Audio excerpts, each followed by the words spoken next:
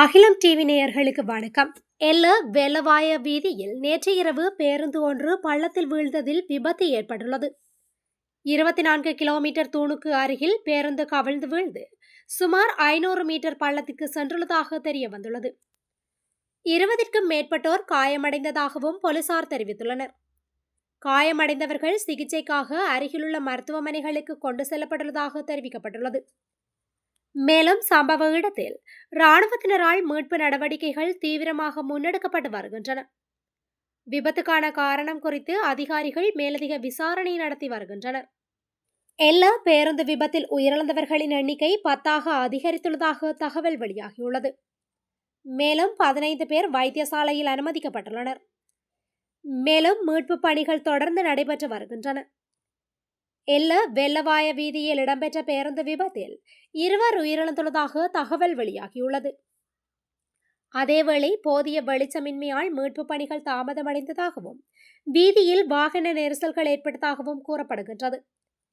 இந்நிலையில் பொதுமக்களை வேடிக்கை பார்க்க வரவேண்டாம் எனவும் போலீசார் அறிவுறுத்தியுள்ளனர்.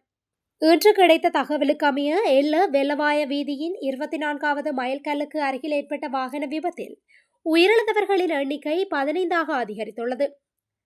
இறந்தவர்களில் 9 பெண்கள் மற்றும் 6 ஆண்கள் அடங்குவதாக போலீசார் தெரிவித்துள்ளனர். மேலும் சம்பவத்தில் 5 குழந்தைகள் உட்பட 11 ஆண்கள் மற்றும் 7 பெண்கள் காயமடைந்த நிலையில் மருத்துவமனையில் அனுமதிக்கப்பட்டுள்ளனர். விபத்தில் காயமடைந்தவர்களை காப்பாற்ற சென்ற இருவரும் சம்பவத்தில் காயமடைந்துள்ளதாக போலீசார் தெரிவித்துள்ளனர். அதிக இருள் சூழ்ந்த பகுதியில் மீட்பு குழுவினர் இன்றி போராடி சந்தர்ப்பத்தில் அந்த பகுதி மக்களை காப்பாற்றுவதற்கு மக்கள் முன்வந்ததற்கு போலீசார் நன்றி தெரிவித்துள்ளனர். இந்த இரவில் யாராலும் சென்று காப்பாற்ற முடியும் என வினவிய போது பிரதேச மக்கள் நாங்கள் சென்று மீட்கின்றோம் என தைரியமாக தெரிவித்துள்ளனர். அதற்கமைய தோளில் கயிறுகளுடன் சென்று பல நேரம் போராடிய மக்கள் சடலங்களை தோளில் சுமந்து கொண்டு வந்துள்ளனர்.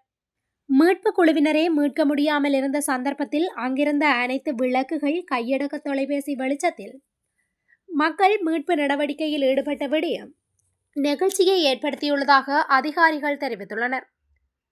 ஏற்கனவே பதுளை பகுதியில் இடம்பெற்ற கோர விபத்தொன்றின் போது 30க்கும் மேற்பட்ட மக்கள் உயிரிழந்தனர்.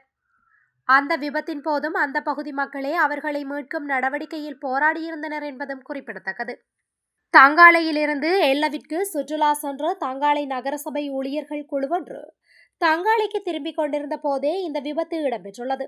இதுபோன்ற செய்திகளை உடனுக்குடன் அறிந்து கொள்ள அகிலம் டிவியுடன் இணைந்திருங்கள். நன்றி, வணக்கம்.